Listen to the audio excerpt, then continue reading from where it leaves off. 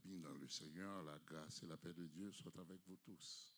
Tout le plaisir est pour nous d'entrer chez vous avec cette étude sur la prière et nous sommes en train d'analyser la prière de David inscrite au chapitre 51 du livre des psaumes. Et aujourd'hui, nous allons voir les versets 15 à 17, versets 15 à 17 inclusivement. Et je vais lire pour vous ces versets 15, 16 et 17. J'enseignerai tes voies à ceux qui les transgressent, et les pécheurs reviendront à toi. Ô Dieu, Dieu de mon salut, délivre-moi du sang versé, et ma langue célébrera ta miséricorde. Seigneur, ouvre mes lèvres, et ma bouche publiera ta louange. Ce sont ces trois versets qui feront l'objet de notre étude aujourd'hui. Mais je veux, avant de commencer même, je veux souligner quelque chose, une petite révélation au verset 6 du chapitre. Il y avait une question, c'est, à savoir David dit, j'ai péché contre toi seul. En parlant à Dieu, il dit, j'ai péché contre toi seul. Donc, une question que nous avons reçue, c'est, est-ce que David nie ceux qui ont été blessés par lui, à savoir Uri et même Bathsheba, et le peuple, tous ceux-là qui ont été en quelque sorte victimes de l'acte, de l'action de David? J'avais répondu naturellement, mais je veux ajouter une petite chose. C'est que quand on parle de péché, péché signifie rater le but. Et quel but? C'est le but que Dieu a fixé. Voilà ce qu'il veut que nous fassions. Et quand nous ratons le but parce que nous avons péché, nous ne péchons pas contre quelqu'un, nous péchons contre Dieu. Maintenant, on peut faire une faute contre quelqu'un, on peut faire un abus à quelqu'un, on peut faire une injustice à quelqu'un, mais quand il s'agit de péché, on pêche contre Dieu parce que les règles sont établies par Dieu. Maintenant, on fait quelque chose, on pêche contre Dieu et non contre quelqu'un. On fait une injustice à quelqu'un. On commet une faute à l'égard de quelqu'un. On a agi mal à l'égard de quelqu'un. Tout ça, c'est des mots qu'on peut employer. Mais quand on emploie le mot péché, on ne peut pas pécher contre un frère ou contre une sœur. On pêche surtout contre Dieu, parce que c'est Dieu qui établit les principes. On peut pécher, on fait du tort à un frère, on pêche contre Dieu, mais on ne pêche pas contre ce frère-là. Pourquoi? Parce que quand on parle de péché, on voit le ratement. On a raté le but. Quel but? Ce n'est pas le but fixé par un frère ou une sœur, mais c'est le but fixé par Dieu lui-même. Donc là, on emploie le mot péché pour parler de ce qu'on a fait à Dieu. Donc voilà pourquoi David a dit, j'ai péché contre toi seul et j'ai fait ce qui est mal à tes yeux. Donc il n'a pas péché contre Uri, contre Bathsheba, contre le peuple. Il a fait du tort, de l'injustice à Uri. Il a fait du tort à Bathsheba, mais jamais péché contre eux parce que Uri n'avait pas établi une règle et puis il aurait raté le but de la règle établie par Uri, mais c'est la règle que Dieu a établie. Donc, il a raté le but fixé par Dieu et non par quelqu'un d'autre.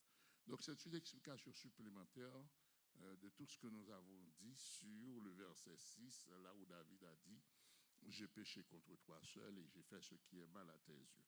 Mais vous savez, nous vous l'avons dit dès l'introduction, c'est que les versets qui nous intéressent, ce sont les versets 15, 16 et 17.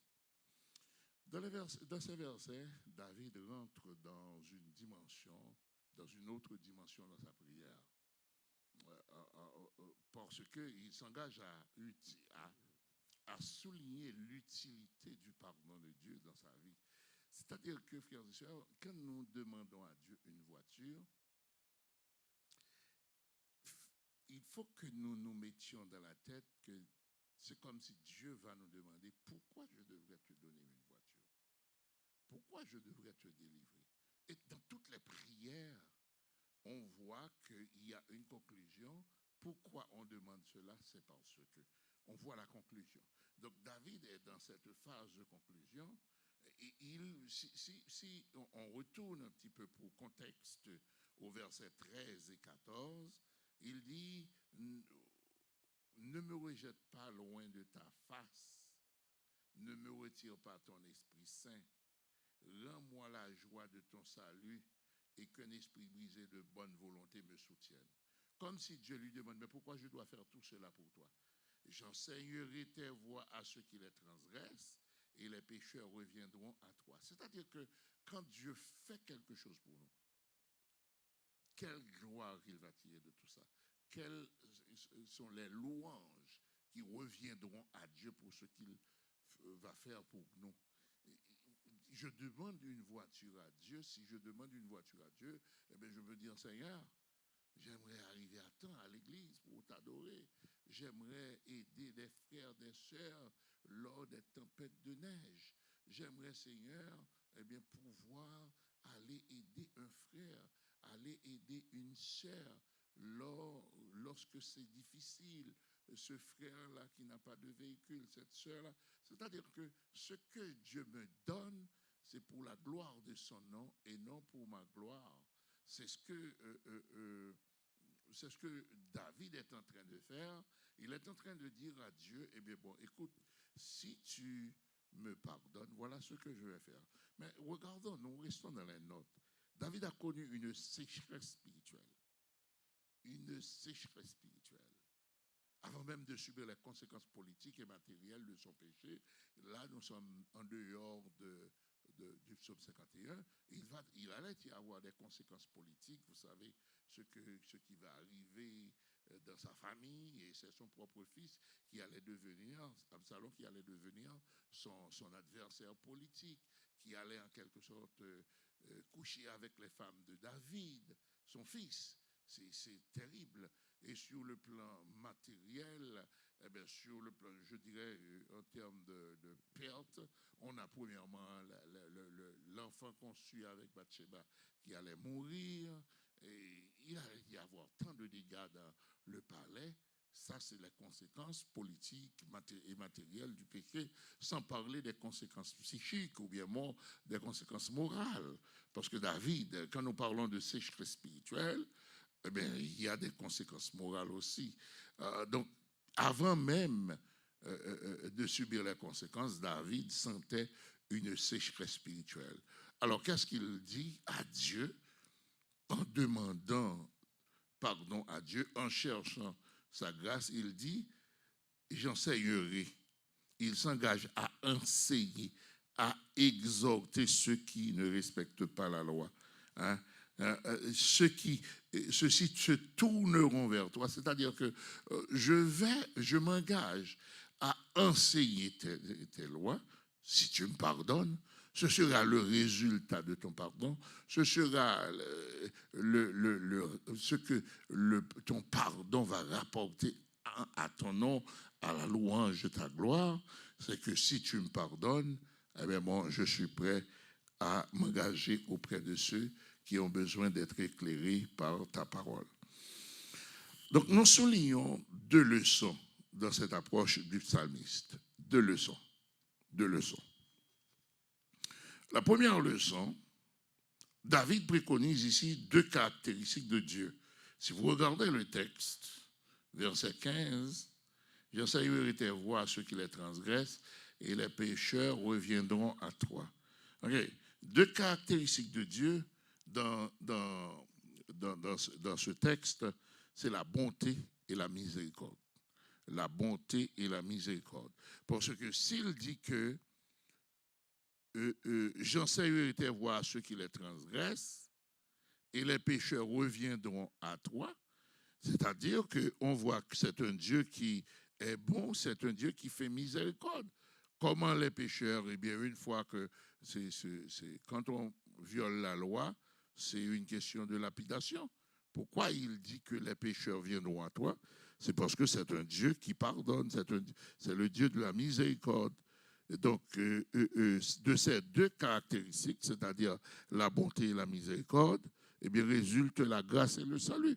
Parce que Dieu est bon, parce que Dieu est miséricordieux, voilà pourquoi on obtient le salut, voilà pourquoi on est sauvé. Et regardons dans l'Ancien Testament ce que Dieu a dit par le truchement d'Ésaïe, par la bouche d'Ésaïe. Vous tous qui avez soif, venez aux eaux. même celui qui n'a pas d'argent, venez, achetez et mangez. Venez acheter du vin et du lait sans argent, sans rien payer. C'est la grâce. C'est la grâce. Vous qui avez soif. C'est-à-dire que depuis l'Ancien Testament, Dieu était prêt à altérer la soif spirituelle de ceux qui viendraient à lui. De ce fait, on comprend que la grâce, on va voir ça plus loin, on comprend que la grâce n'est pas une affaire seulement du Nouveau Testament. Dieu, c'est le Dieu de la grâce. Le Dieu de la grâce depuis l'Ancien jusqu'au Nouveau Testament. D'ailleurs, dans le Jardin d'Éden, quand il a fait son intervention, on comprend que c'était pour accorder le pardon. Parce que Adam et Ève avaient péché. Donc, naturellement, le jour où tu en mangeras, tu mourras certainement. Donc, tu es séparé de Dieu, c'est fini. Non, Dieu a fait une intervention. Et quand on regarde l'intervention de Dieu, celui qui a écopé vraiment dans l'intervention de Dieu, ce n'est pas Adam et Ève.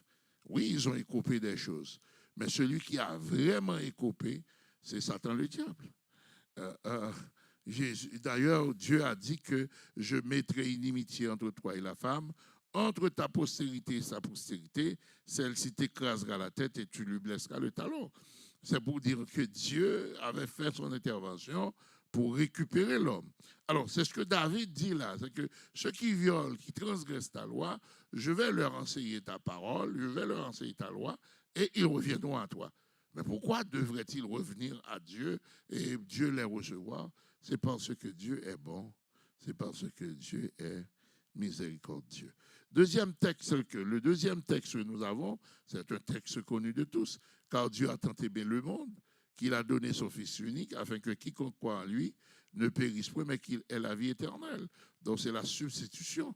Le Fils, naturellement, devrait payer pour tout le monde. OK.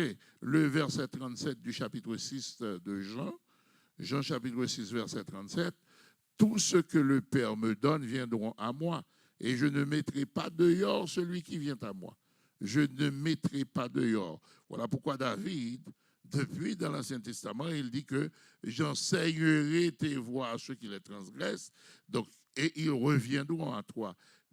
Dieu ne met pas dehors celui qui vient à lui. Depuis l'Ancien jusqu'au Nouveau Testament. D'ailleurs, c'est lui qui demande au peuple de venez et plaidons. Venez discuter avec moi. Vous qui avez soif, venez aux eaux. Vous n'avez pas besoin d'argent. Venez. C'est gratuit. Donc, c'est la grâce. Et nous terminons avec le verset 3 à 7 de 1 Timothée, chapitre 2. 1 Timothée 2, verset 3 à 7. Verset 3. Cela est bon et agréable devant Dieu, notre Sauveur, qui veut que tous les hommes soient sauvés et parviennent à la connaissance de la vérité. Car il y a un seul Dieu et aussi un seul médiateur entre Dieu et les hommes, Jésus-Christ, homme, qui s'est donné lui-même en rançon pour tous. C'est là le témoignage rendu en son propre temps, et pour lequel j'ai été établi prédicateur et apôtre. Je dis la vérité, je ne mens pas, chargé d'instruire les païens dans la foi et la vérité. Donc, si nous retournons au verset qui dit que ce que Dieu veut, c'est que tous les hommes soient sauvés. Nous retournons un peu dans le texte 1 Timothée 2, verset 3 à 7, et nous allons découvrir que Dieu dit que ce que Dieu veut, cela est bon et agréable devant Dieu, notre Sauveur, le verset 4, qui veut que tous les hommes soient sauvés et parviennent à la connaissance de la vérité.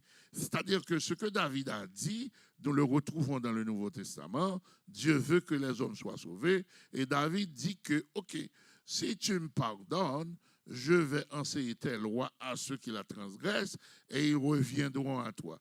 Pourquoi Dieu va les accepter? C'est parce que Dieu ne veut pas que les gens perdent leur vie, mais il veut que les gens soient sauvés. Donc ici, nous voyons que David comprenait de quoi il parlait. C'est parce qu'il sait que Dieu est à la fois bonté et miséricorde. Il accepte ceux qui reviennent à lui. Et je reprends le verset 15. J'enseignerai tes voies à ceux qui les transgressent, et les pécheurs reviendront à toi. Les pécheurs reviendront à toi, c'est-à-dire ceux qui transgressent ta loi, ils vont revenir à toi. Et on comprend alors que la grâce de Dieu ne s'inscrit pas uniquement dans le Nouveau Testament. Elle est antérieure à la fondation du monde. La grâce est antérieure à la fondation du monde. Éphésiens 1er, verset 4. Car en Christ, lui ici, le pronom lui, remplace Christ. En Christ, Dieu nous a élus avant la fondation du monde pour que nous soyons saints et irréprochables devant lui. Donc, s'il nous a inscrits avant la fondation du monde, il nous a inscrits dans sa grâce, à cause de sa grâce. Donc, la grâce de Dieu est antérieure à la fondation du monde. On retrouve cette grâce dans l'Ancien Testament et on retrouve cette grâce manifestée dans le Nouveau Testament. Cette grâce a été matérialisée dans la personne de Jésus-Christ. Et cette grâce a été incarnée en la personne de Jésus-Christ. OK, maintenant, deuxième, nous disons qu'il y a deux caractéristiques. Alors, nous parlons de deux leçons à retenir dans cette approche du psalmiste. Première leçon, c'est que David préconise que Dieu a deux caractéristiques, la bonté et la miséricorde. Et puis, c'est de ces deux caractéristiques que viennent la grâce et le salut. OK? Maintenant, nous, deuxième leçon que nous trouvons, quelle que soit la demande que nous adressons à Dieu, il est absolument nécessaire de souligner en quoi une réponse positive de Dieu servira à sa louange et à sa gloire. Je vous rappelle, frères et sœurs, c'est que nous faisons cette série d'études, c'est pour que les gens, moi et vous, nous apprenions à prier. Nous voyons que dans la série d'études, nous disons que quand on prie, il faut donner gloire à Dieu, il faut donner louange à Dieu. On débute la prière ainsi et on termine la prière ainsi en donnant gloire à Dieu. Mais nous voyons quelque chose d'autre là aujourd'hui. C'est quelque chose que nous avons vu dans les autres prières, mais c'est important de le souligner aujourd'hui.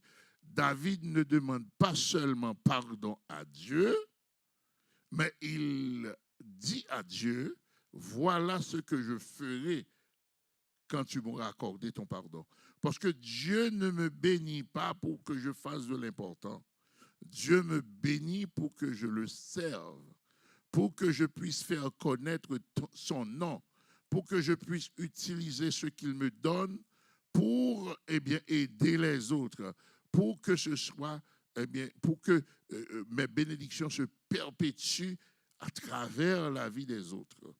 Voilà pourquoi jamais Dieu ne nous donne quelque chose, Dieu ne nous délivre pour que nous parlions de nous-mêmes, pour que nous fassions de l'important, pour que nous regardions les autres comme étant moins que nous. Non.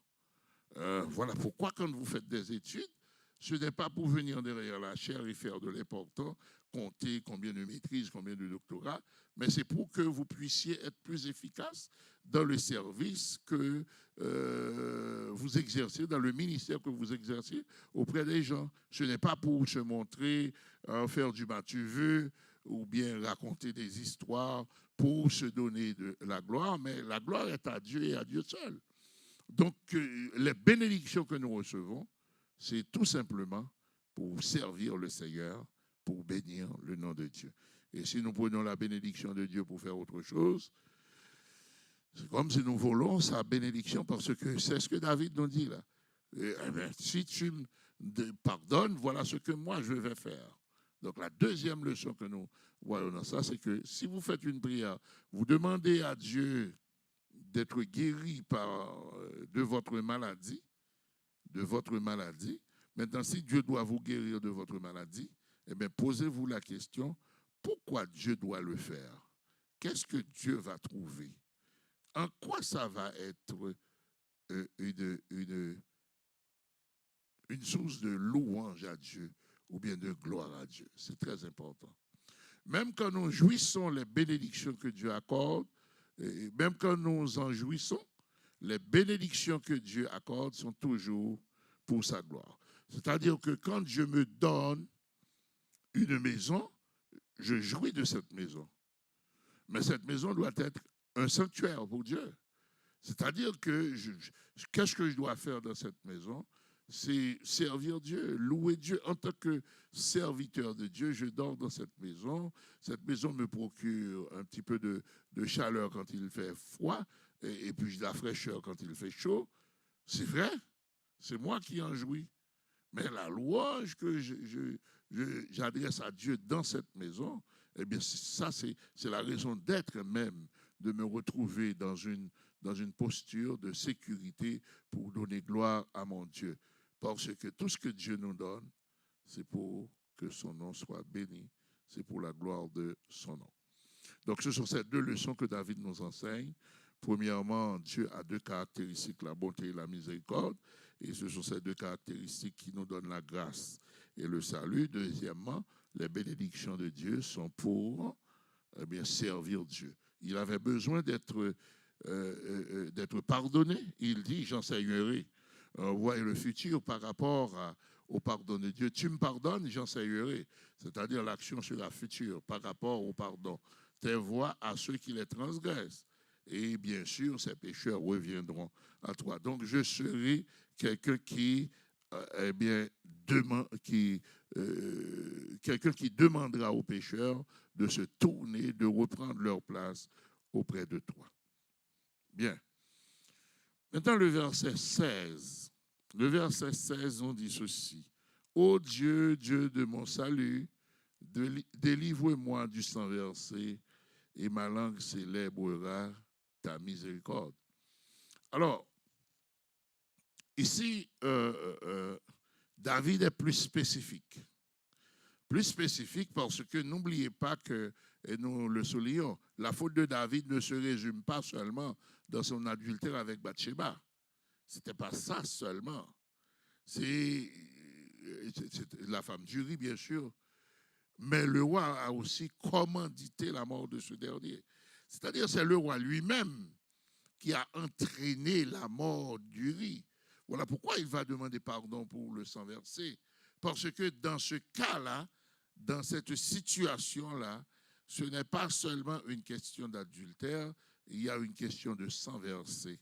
Et nous allons voir le complot que David a ourdi contre Uri, ce membre de l'armée d'Israël. Regardons 2 Samuel chapitre 11, versets 14 à 21. Le lendemain matin, David écrivit une lettre à Joab, parce que, vous savez, je reprends un petit peu, il a essayé de faire rentrer Uri chez lui pour coucher avec sa femme, parce que la femme lui a fait savoir qu'elle est enceinte, et c'est David qui en est le père, c'est David qui en est le responsable. Donc, ce qu'il a fait, il a fait de son mieux pour que Uri rentre à la maison et couche avec sa femme. Uri dit non, il ne va pas le faire, parce que l'armée de l'Éternel est en combat. Lui, il ne va pas rentrer pour s'égayer, parce qu'il doit être sur le champ de bataille. Ça, c'est un bon soldat, c'est un homme de conviction, et c'est ce qu'il a voulu.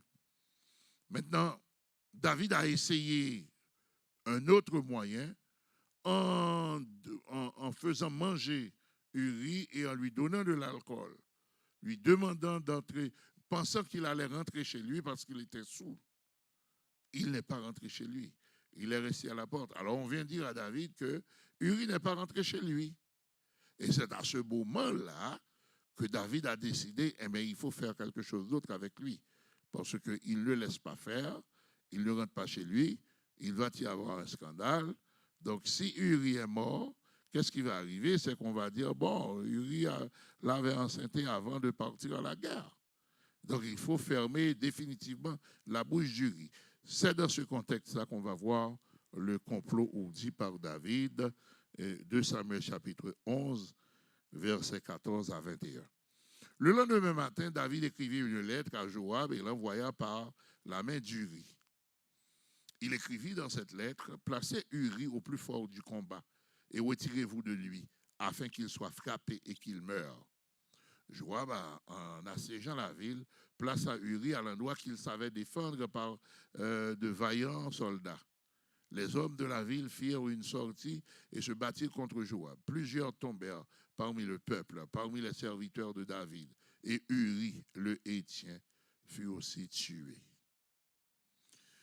Joab envoya un messager pour faire rapport à David de tout ce qui s'était passé dans le combat. Il donna cet ordre au messager: quand tu auras achevé de raconter au roi tous les détails du combat, maintenant c'est le point fort, peut-être se mettra-t-il en fureur et te dira-t-il: pourquoi vous êtes-vous approché de la ville pour combattre? Ne savez-vous pas qu'on lance des traits du haut de la muraille? Verset 21. Qui a tué Abimelech, fils de Jéhubéchet? N'est-ce pas une femme qui lança sur lui du haut de la muraille un morceau de meule de moulin? Et n'en est-il pas mort à Tébet? Pourquoi êtes-vous approché de la muraille? Alors tu diras: ton serviteur Uri, le Héthien, est mort aussi. Et puis ça va clore le débat. Donc, cela s'est passé exactement comme David l'avait souhaité. Toutefois, Dieu était là, il n'était pas d'accord avec ce qui se passait.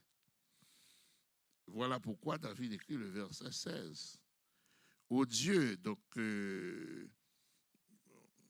ô Dieu, c'est une autre fois encore qu'il interpelle Dieu. C'est un vocatif, vous qui faites le latin, qui aviez fait le latin, donc vous savez que c'est au vocatif, ça, Dieu est au vocatif, c'est-à-dire il appelle, il fait une vocation, il appelle Dieu, ô Dieu.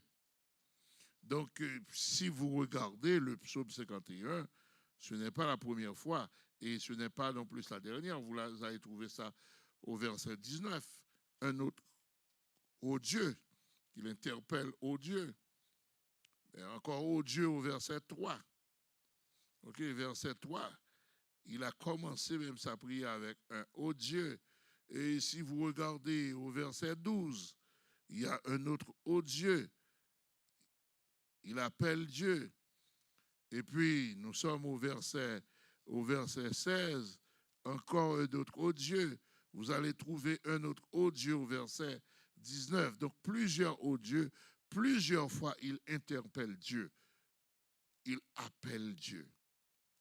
Donc, qu'est-ce qu'il dit au verset 16? Ô Dieu, Dieu de mon salut. Wow. Ô Dieu, Dieu de mon salut.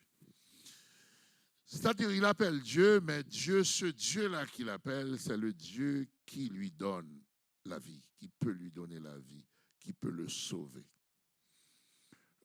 Frères et sœurs, la prière, c'est horrible ce que David a fait.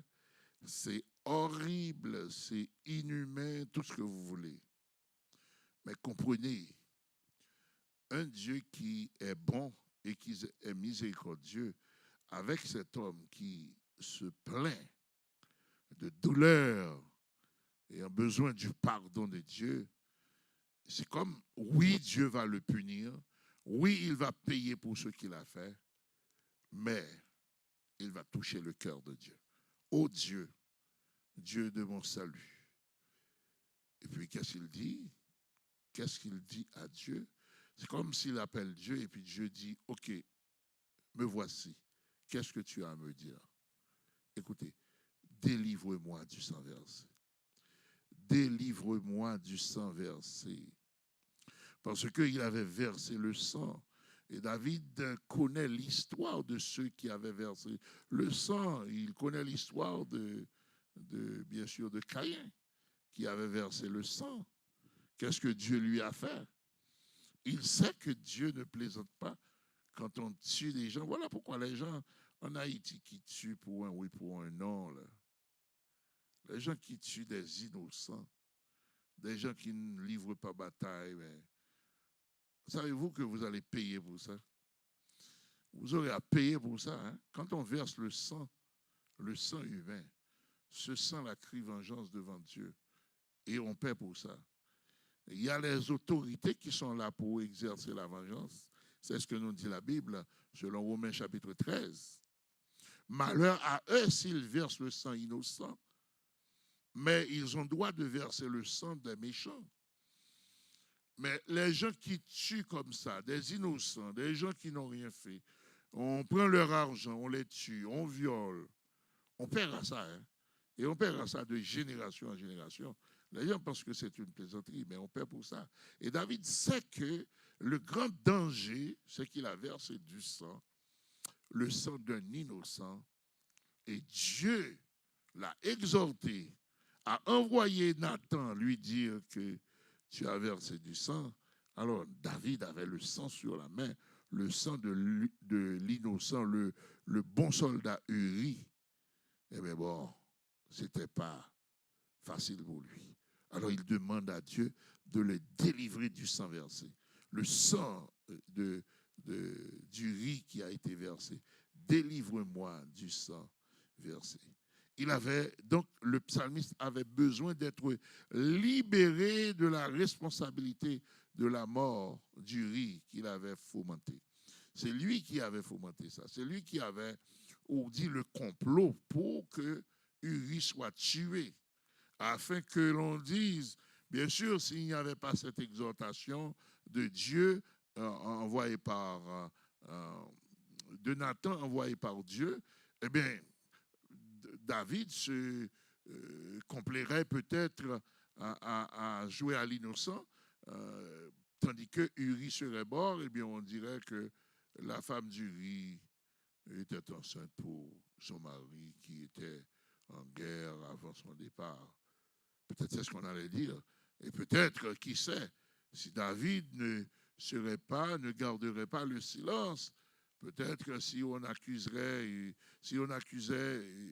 Bathsheba d'adultère en l'absence du riz, je ne sais pas, nous ne devons pas faire de spéculation parce que ce sont des événements accomplis. L'histoire, il n'y a pas de style dans l'histoire. Mais naturellement, David voulait sortir indemne. Mais Dieu lui a dit, non, tu as fait une faute. Alors il a compris, voilà pourquoi il a adressé cette prière. Délivre-moi du sang versé. Quel sang? Le sang du riz. OK. Maintenant, il revient, c'est important là. Il revient encore avec une promesse. Si vous retournez à la section des promesses de David, le verset 15, il demande pardon. Depuis en haut, il supplie Dieu de lui pardonner. Mais au verset 15, il dit ce qu'il va faire après, quand il aura reçu le pardon de Dieu. Et au verset 16, il revient encore avec une autre promesse. Au verset 16, quelle est la promesse? La promesse, c'est « Et ma langue célébrera ta miséricorde. » Ma langue célébrera ta miséricorde. C'est-à-dire que je ferai la louange de ta miséricorde. Je dirai combien tu es miséricordieux. C'est un autre engagement qu'il avait pris. Un engagement pour dire combien Dieu est bon, combien c'est bon d'être pardonné par Dieu. Et si vous voulez, je retourne un petit peu au psaume 32. Nous allons prendre 2 ou 3 versets du psaume 32 pour voir ça. Et ensuite, nous irons au psaume 103. Nous prendrons quelques versets aussi. Le psaume 32, verset 1 peut-être jusqu'au verset 3. OK? Psaume 32, verset 1 jusqu'au verset 3. Heureux celui à qui la transgression est remise, à qui le péché est pardonné. C'est la béatitude quand on reçoit le pardon de Dieu. Heureux l'homme à qui l'Éternel n'impute pas l'iniquité et dans l'esprit duquel il n'y a point de fraude. Donc cette béatitude, ça vient de l'Éternel qui pardonne. Tant que je me suis tu, mes os se consumaient. Je gémissais toute la journée. Pourquoi? Parce que ta main, le verset 4, pourquoi il gémissait toute la journée? C'est le verset 4 qui nous dit pourquoi. Car nuit et jour, ta main s'apesantissait sur moi. Ma vigueur n'était plus que sécheresse comme celle de l'été. Donc, il reconnaît les bienfaits du pardon de Dieu. La béatitude qu'il y a dans le pardon de Dieu. Maintenant, au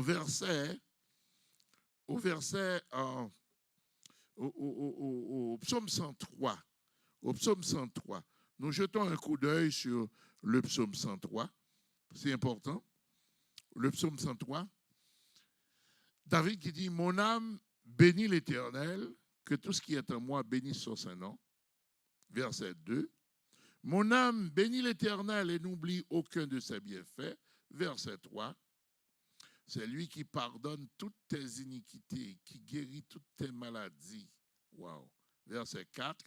C'est lui qui délivre ta vie de la force, qui te couronne de bonté et de miséricorde. OK. Donc, c'est lui qui rassasie de bien ta vieillesse et qui te fait rajeunir comme l'aigle. Nous arrêtons là. Mais je retourne un peu. David interpelle son âme. Vous savez que l'âme, c'est notre je suis, c'est notre fierté, c'est notre être profond. D'ailleurs, ce n'est pas le corps qui est quelque chose, c'est l'âme, notre âme, là, l'âme qui nous habite. Donc, David dit, mon âme bénit l'Éternel, parce que l'âme veut s'attribuer les bienfaits.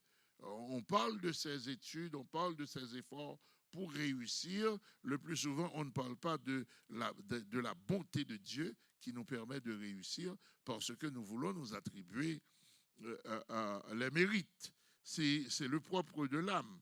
L'âme veut toujours souligner ses efforts personnels.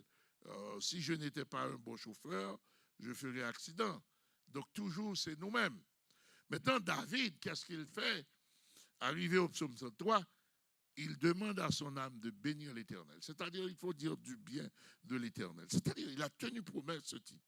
Il a tenu promesse envers Dieu. Il dit, mon âme bénit l'Éternel. C'est-à-dire, mon âme parle, quand tu veux parler de bien, quand tu veux parler de ce que tu as accompli, mais parle de Dieu. Parle de Dieu. Mon âme bénit l'Éternel. Dire du bien de Dieu.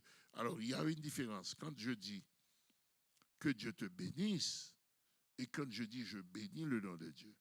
Quand je dis que Dieu te bénisse, eh bien je prononce les bénédictions de Dieu sur toi, et bien que Dieu t'accorde des bénédictions, la guérison, que Dieu t'accorde des enfants si tu n'en as pas, que Dieu t'accorde une femme, que tu te maries, un homme, que tu te maries, que Dieu t'accorde un travail, etc., que Dieu te donne un esprit de prière. Toutes les bénédictions spirituelles ou matérielles ou bien physiques. Que Dieu te guérisse. Quand je dis que Dieu te bénisse, c'est peut-être la guérison. Donc, c'est-à-dire que vous allez bénéficier de quelque chose quand je dis que Dieu te bénisse. Mais quand je dis je bénis le nom de Dieu, ce n'est pas dans le sens que Dieu va recevoir quelque chose de moi, mais j'exprime ma reconnaissance envers Dieu pour ce qu'il a fait. Et non pour ce que le nom de Dieu soit béni. Ce n'est pas je vais donner quelque chose à Dieu, mais je reconnais les bienfaits de Dieu et je dis que le nom de Dieu soit béni, c'est-à-dire il faut parler de Dieu, il faut louer Dieu.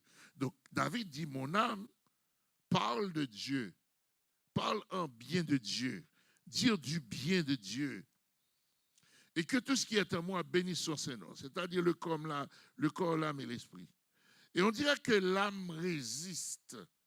Et si vous regardez le psaume 103, verset 2, parce que David va réitérer à l'âme, mon âme bénit l'Éternel, et il ajoute quelque chose. Il ajoute quelque chose.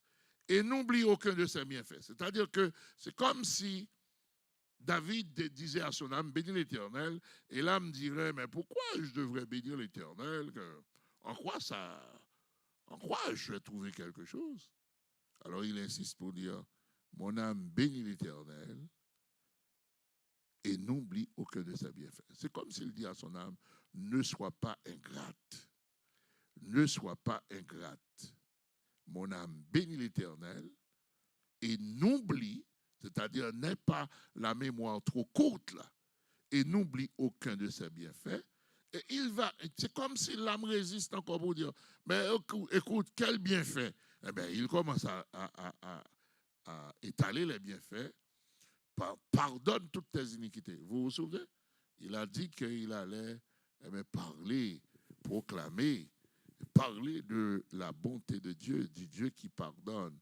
Hein? Le psaume 51.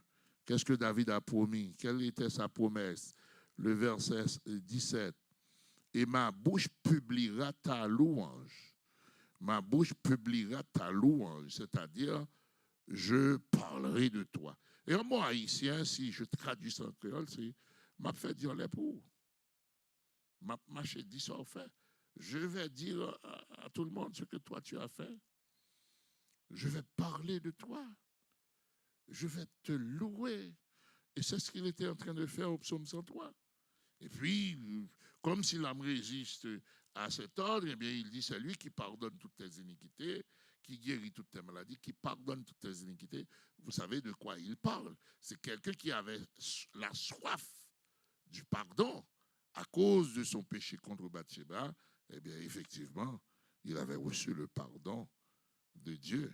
Donc, c'est lui qui pardonne toutes tes iniquités. Il est en train de dire à son âme, tu n'es rien là.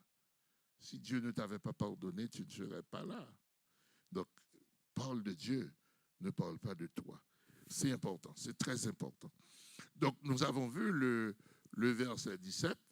Le verset 17, où David demande à Dieu de lui ouvrir les lèvres. Mais peut-être vous vous posez la question, qu'est-ce que cela veut dire, ouvrir les lèvres? Est-ce que la bouche de David était fermée? Non, mais écoutez, je vais lire quelque chose pour vous dans les notes. Non, écoutez, quand on c'est le verset excusez-moi, le verset 16. Et quand on a péché et puis on est scandalisé, donc on perd la parole, le droit à la parole. C'est comme tout le monde te lance des pierres. C'est si vrai que David, à un certain moment, tandis qu'il prenait la fuite devant Absalom, son fils, et puis il y avait quelqu'un qui marchait à côté, qui lançait des pierres sur lui, qui le maudissait, disant que tu es un criminel, tu es un homme de sang, etc. Et David a dit, bien sûr, il était tantôt escorté de ceux qui étaient fidèles à lui, donc l'homme ne pouvait pas, aurait pu perdre la vie, parce que si David avait donné l'ordre de le tuer, cet homme qui lui lançait des pierres, qui lui lançait des injures, il aurait pu demander à ce que cet homme-là soit abattu. Mais quand les hommes de David voulaient l'éloigner un peu, voulaient s'en prendre à cet homme, eh bien David a dit non, mais laisse-le, peut-être c'est l'Éternel qui lui donne le droit de me dire tout ce qu'il veut dire. Donc, c'est comme David avait perdu l'autorité. Il n'avait plus d'autorité parce qu'il était dans une posture de péché, une posture de scandale. C'est-à-dire qu'il ne pouvait pas ouvrir la bouche. Il devait garder la bouche fermée en tant que coupable. C'est comme quelqu'un qui a fait quelque chose, il est au tribunal. Ce n'est pas au juge de lui dire de fermer la bouche, mais il est obligé de fermer la bouche et quand il parle, on lui demande de faire silence. Pourquoi? Parce que tu es un coupable ou bien tout au moins un accusé. Et David n'était pas dans une posture d'accusé, il était dans une posture de coupable. De ce fait, il devait garder le silence. Voilà pourquoi il dit que ma bouche publiera ta louange. Seigneur, ouvre mes lèvres. Qu'est-ce que cela veut dire? Eh bien, pardonne-moi. Et quand tu m'auras pardonné, je pourrai alors parler. Et qu'est-ce que je ferai de ma bouche? Je publierai ta louange. Ouvre mes lèvres. Ouvre mes lèvres. Accorde-moi la parole. Parce que ça, pour que David soit rétabli dans le sens sur le plan moral et en tout point de vue, ça prend le pardon de Dieu. Ça prend le pardon de Dieu. Et une fois pardonné, il sera capable de regarder les gens dans les yeux et dire que je suis pardonné. Alors naturellement, nous avons une conception, c'est que il y a des péchés, une fois arrivés dans la vie de serviteur de Dieu, d'un homme, eh bien pour nous, nous bannissons cet homme. Mais Dieu n'est pas ainsi. Quand Dieu pardonne, il pardonne. L'homme ne pardonne pas. L'homme ne pardonne pas. Et nous, à l'Église, est-ce que nous pardonnons vraiment? Nous faisons semblant de pardonner. Quand nous sommes dans la posture, nous voulons être pardonnés, mais est-ce que nous pardonnons vraiment? Parce que des fois, moi, je suis arrivé dans une église et on me raconte la faute que quelqu'un avait commise depuis 20 ans. Et c'est l'homme le plus haut placé, le pasteur de l'Église qui raconte. Et tous les gens de l'Église, eh bien, ils savent que cette personne a fait ceci ou cela. C'est-à-dire on ne pardonne pas vraiment l'action que l'autre a commise. Eh bien, ça le suit partout. Mais Dieu n'est pas ainsi. Quand Dieu pardonne, il pardonne. Voilà pourquoi David dit, ouvre mes lèvres. Parce que si tu dis, ok, tu es pardonné, c'est fini, je suis pardonné. Mais les hommes, jamais. Ils ne pardonnent pas. Ils ne pardonnent pas, ils répètent les choses. Et d'ailleurs, beaucoup d'entre nous, nous ne savons même pas c'est quoi pardonner. Ce n'est pas oublier.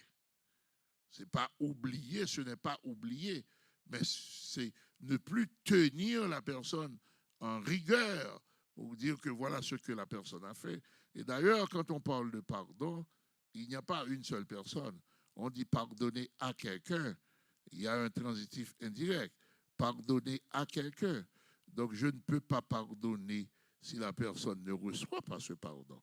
Et une personne qui reçoit le pardon, c'est une personne qui est digne d'être pardonnée. Sinon, je peux me libérer de ce que la personne a fait pour que je ne sois pas moi-même en abomination à l'Éternel. Mais cela ne veut pas dire que j'oublie ce que la personne a fait.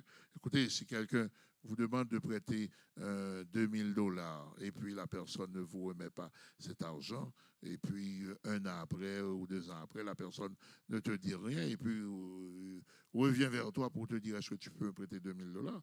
Non, mais certainement, je ne vais pas lui donner. Je ne vais pas lui donner $2000. Je peux lui donner un certain montant pour qu'il se dégage, pour qu'il fasse quelque chose, pour qu'il se débrouille. Alors, excuse-moi, pour qu'il se débrouille, mais je ne vais pas lui prêter mon argent. Si je lui donne $2000 comme il me le demande, eh bien bon, je vais lui offrir ça en cadeau parce que je sais qu'il ne va pas me redonner l'argent. Donc, je ne peux pas oublier que la personne avait pris cet argent, avait pris mon argent. Mais tout ce que je peux faire, c'est de ne pas tenir la personne en rigueur. Mais est-ce que je vais rester là à donner mon argent à cette personne, un argent dont j'ai besoin de cet argent pour régler quelque chose, mais la personne me le demande, et puis, OK, dans une semaine, je vais te donner, et puis je vais donner, non, je ne vais pas faire. OK, donc pardon, ce n'est pas oublier, mais c'est ne pas tenir la personne de rigueur, mais même là encore, je ne tiens pas la personne de rigueur pour lui dire, hey, va-t'en, tu me dois déjà, mais je ne vais pas quand même lui confier $2000 si je ne peux pas lui donner ces $2000. Si je peux lui donner $2000, je lui donne. Mais si je ne peux pas, j'en ai besoin, eh bien, je vais lui donner $200 là-dedans. OK, je vais lui donner $100 là-dedans, mais pas lui prêter parce que je sais qu'il ne va pas me remettre. Il y a des gens qui pensent que pardonner, c'est oublier. Non, pardonner, c'est pas oublier. Mais Dieu, quand il pardonne, son pardon est complet. C'est-à-dire, s'il décide de pardonner, eh bien, il va reprendre ses activités. Et il a pardonné à David. David était restauré dans sa posture de roi. Quand il pardonne, il pardonne. Jésus a pardonné à Pierre. Les promesses de Jésus à Pierre. Pierre, tu es Pierre, sur cette pierre, je bâtirai mon église. C'est celui qui a proclamé le message de l'évangile. Et puis 3000 âmes se sont données au Seigneur. Acte chapitre 2. Mais c'est ce même personnage qui a dit à Jésus, qui a dit que je ne connais pas Jésus en 3 fois. Mais Jésus lui a pardonné. Et bien quand il y a pardon, les promesses de Dieu continuent. Mais nous ne sommes pas ainsi. C'est peut-être une ouverture. Là. Mais David promet, demande à Dieu de lui ouvrir la bouche, c'est-à-dire de lui pardonner, de lui accorder sa grâce. Eh bien, qu'est-ce qu'il va faire? Il va ouvrir cette bouche. C'est encore une autre promesse. Et ma bouche publiera ta louange. C'est-à-dire que la première chose, c'est ouvre mes lèvres. Qu'est-ce que je ferai de cette bénédiction? Eh bien, ma bouche publiera ta louange. Toujours, on demande quelque chose, et puis on dit qu'est-ce qu'on va faire pour la gloire de Dieu avec. Ma bouche publiera ta louange. Et ma langue célébrera ta miséricorde, excuse-moi. Et ma langue célébrera ta miséricorde. Et puis au verset 17, c'est Seigneur, ouvre mes lèvres et ma bouche publiera ta louange. C'est-à-dire tous les versets ont une promesse, sont suivis d'une promesse. Premièrement, j'enseignerai tes voies, parce que si tu me pardonnes, et les pécheurs reviendront à toi. Verset 16.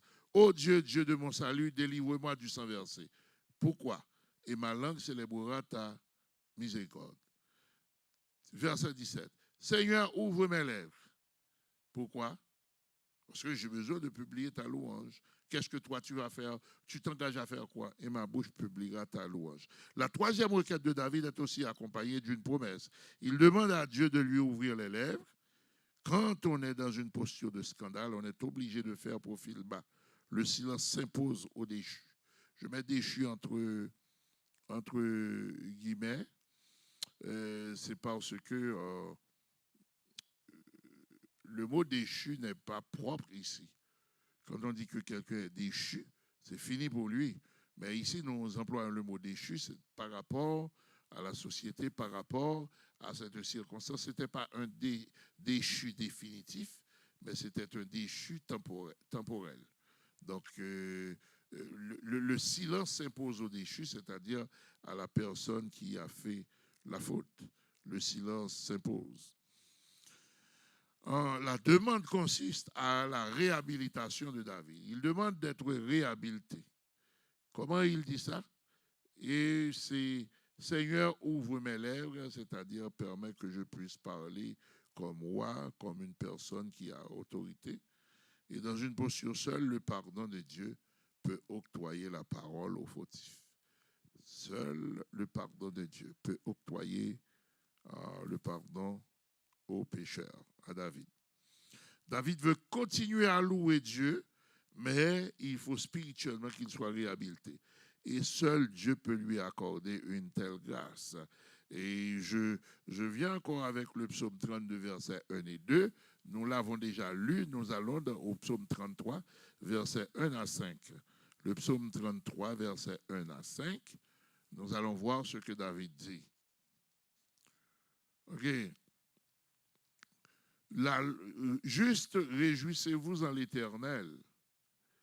La louange sied, aux hommes droits. C'est-à-dire la louange convient aux hommes droits. C'est-à-dire n'importe qui ne peut pas, n'importe qui peut te louer, que tous ceux qui respirent louent l'Éternel. N'importe qui peut te louer, mais la louange, quelqu'un qui ne connaît pas le Seigneur qui le loue, c'est comme quelqu'un qui parle de Manhattan, mais il ne connaît pas New York. Et il parle de Manhattan. Il parle de la beauté de Manhattan. Est-ce que tu connais la place? Donc, la louange sied aux hommes droits. C'est-à-dire, c'est convenable à ce que des hommes qui sont dignes louent l'Éternel. Voilà pourquoi David voulait louer l'Éternel, mais il faut qu'il soit réhabilité. La louange aux hommes droits. Célébrez l'Éternel avec la harpe. Célébrez-le sur le luth à 10 cordes. Chantez-lui un cantique nouveau. Faites retentir vos instruments et vos voix, car la parole de l'Éternel est droite. Et toutes les œuvres s'accomplissent avec fidélité. Il aime la justice et la droiture. La bonté de l'Éternel remplit la terre. Les cieux ont été faites par elle, etc. Donc c'est quelqu'un qui loue le nom de Dieu. Les cieux ont été faites par la parole de l'Éternel et toute leur armée par le souffle de sa bouche. David a demandé à Dieu de lui ouvrir la bouche pour qu'il loue le nom de l'Éternel. Qu'est-ce que vous avez appris dans cette étude d'aujourd'hui? C'est que Dieu est bon, Dieu est miséricordieux. David le savait. Il continuait à demander à Dieu sa grâce. La deuxième chose, c'est que quelle que soit la demande qu'on fait, il faut que vous soyez à même de dire à Dieu pourquoi il doit vous accorder ce que vous demandez. Et écoutez, qu'est-ce que Dieu a fait pour vous et que vous n'avez pas utilisé cette grâce pour servir le Seigneur. Écoutez, dans nos prières, quand nous demandons quelque chose à Dieu, nous devons lui dire pourquoi il doit nous donner ce que nous demandons, parce que Dieu ne nous bénit que pour lui donner gloire. Dieu me pardonne pour que je chante les louanges de sa bonté, de sa miséricorde. Qu'est-ce que vous faites pour Dieu? Pour exprimer votre gratitude envers lui. Donc nous allons revenir la prochaine fois avec toujours le psaume 51 et nous continuerons avec les versets 18 et suivants jusqu'à ce que nous arrivions à la fin de cette prière de David. Je vous rappelle que c'est une prière de confession, comme la prière de Daniel, mais à la différence, Daniel avait confessé le péché de son peuple, mais ici David est en train de confesser ses propres péchés. Donc que Dieu vous bénisse, que Dieu vous garde, et puis nous vous donnons rendez-vous la semaine prochaine dans une étude en différents rangs. Donc l'adresse de l'église est bien devant vous, et on vous donne des informations si vous voulez venir à l'église pour adorer le Seigneur avec nous. Vous avez même l'autobus pour venir, pour nous arriver ici. Le service commence à 11h, mais nous avons l'école dominicale. Maintenant, c'est classe commune parce que l'école dominicale est fermée. Donc, classe commune à l'école dominicale, ça commence à 10h et ça se termine à 11h. Si vous voulez discuter, il y a des frères qui sont là pour enseigner, des sœurs, ils sont prêts à discuter avec vous, bien sûr, pour faire avancer le royaume. Donc, si vous voulez venir, venez. Et puis, il y a les groupes qui fonctionnent. Donc, il y a ici beaucoup d'activités. Si vous voulez venir vous accueillir, bienvenue. Que le Seigneur vous bénisse, que le Seigneur vous garde.